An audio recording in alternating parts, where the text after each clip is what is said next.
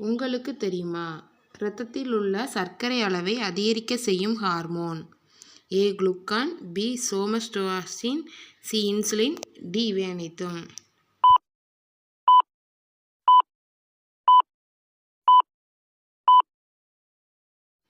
விடை ஏ. குளுக்கான்.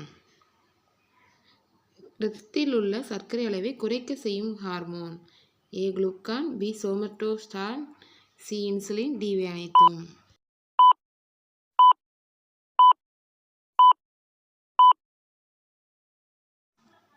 விடை C. Insulin.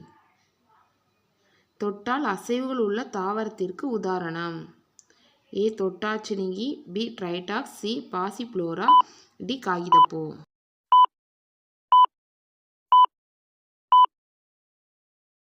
விடை ஏ. தொட்டாச்சினுங்கி.